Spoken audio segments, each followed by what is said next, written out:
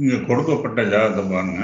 ஜாதகர் வந்து 8/6/1995 பிறந்திருக்காரு. மதியம் 2:20 பொன்னூருங்கிற ஊர்ல ஆந்திர பிரதேசத்துல பிறந்திருக்காரு. இவருக்கு 28 வயசாகுது. இப்ப ராகு திசையில செவ்வாபத்தி ஓடிட்டு இருக்கு. ராகு இவருக்கு 1, 5, 7, 9, 11ஆம் பாவ சப்ளாட்டர் ராகு வந்துருச்சு. இந்த ராகு ஸ்டார் சனி சப்ல இருக்காரு. ராகு மீண்டும் 1, 5, 7, 9, 11க்கு சப்ளாடா வந்துட்டாரு. சனி வந்து 6ஆம் பாவத்துல இருக்காரு. இவருக்கு எத்தனை அலைன்ஸ் வந்து கூப்பிட்டு வந்தாலும் அது குறை இது குறைன்னு சொல்லி திருமணத்தை தட்டி கழிச்சுக்கிட்டே இருக்காரு. இப்ப கடைசியில திருமணமே எனக்கு வேண்டாம் அப்படின்னு இருக்காரு. ராகு சனி கேது தொடர்பு இருந்துச்சுன்னா கேரக்டர் செக்ஸுவல் இன்ட்ரெஸ்ட் இல்லாமல போயிடும். பாருங்க, அவருக்கு செக்ஸுவல் இன்ட்ரெஸ்டே கிடையாது. இவர் இந்த ஜாதகத்துல ஒரு பெக்குலியரா இருக்கு பாருங்க. 1, 3, 5, 7, 9 ராகு, 2, 6, 2, 4, 6, 8, 10, 12 வந்து புதனாகஸ். வித்தியாசமா இருக்குங்க சார் இந்த ஜாதகமே. அந்த பாரம்பரிய முறையில பார்க்கும்போது இதெல்லாம் தெரியவே தெரியாது.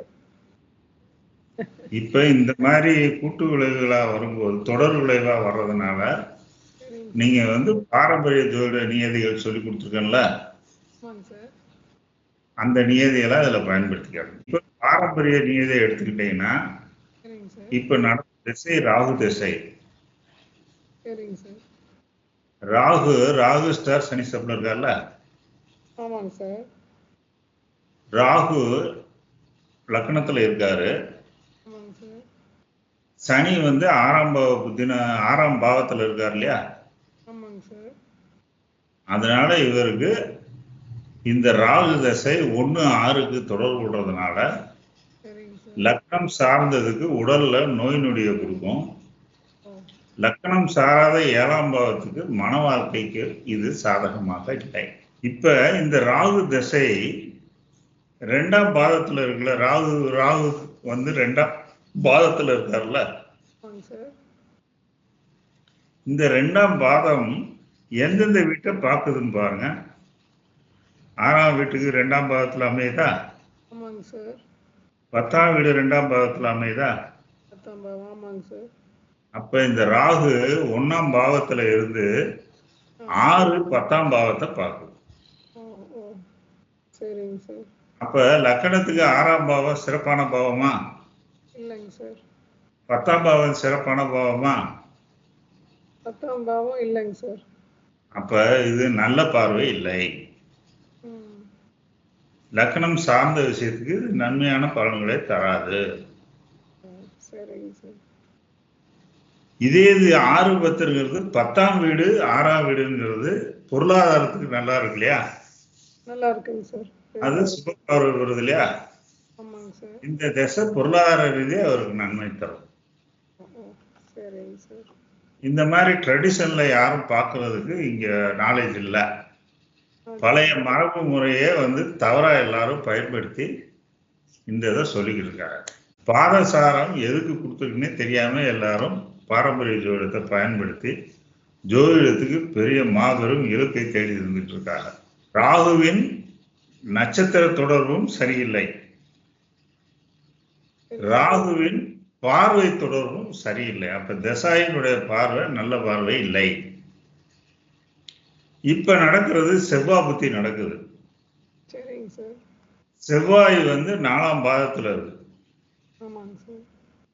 4ஆம் பாதம்ங்கிறது இவங்களுக்கு இந்த நபருக்கு 4ஆம் வீடு 4ஆம் பாதத்துல விழுகுது. 8ஆம் வீடு 4ஆம் பாதத்துல விழுகுது.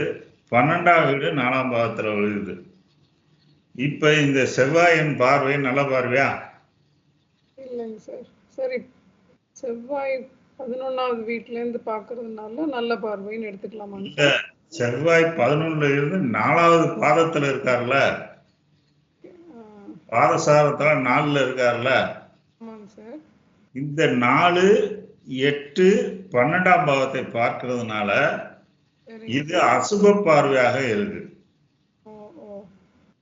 லக்னம் சார்ந்த விஷயத்துக்கு இது அசுப பார்வையா இருக்கிறதுனால இந்த செவ்வாய் புத்தியும் இவருக்கு நல்லா இல்லை. ம். இது திசையினுடைய முடிவாயிருது இல்லையா? ஆமாங்க சார். அடுத்த திசை இவருக்கு குரு திசை வருது இல்லையா? ஆமாங்க சார். குருவை பாருங்க, குரு 2ல இருந்து அவர் 4வது பாதத்திலே இருக்கார். ஆமாங்க சார். இதுவும் 4, 8, 12. 4, 8, 12ஆம் பாவத்தை பார்க்குது இல்லையா? ஆமாங்க சார். அப்ப இந்த 4, 8, 12 இருக்கிறது லக்னத்துக்கு அசுப பார்வை தானே? ஆமாங்க சார். புரியுதா? புரியுதுங்க சார். அப்ப அடுத்த குரு தசை இவருக்கு ஒரு ஆக்சிடென்ட் ஏற்படுறதுக்கு வாய்ப்பு இருக்கு, ஓ, அல்லது உற்பத்தி செய்யும் உறுப்புகள்ல பழுதடையக்கூடிய வாய்ப்புகள் இருக்கு. சரிங்க சார். இது பார்வையின் பலன். ஓகே. இதே குரு சனி நட்சத்திரம் குரு உப நட்சத்திரத்துல இருக்கு இல்லையா? ஆமாங்க சார்.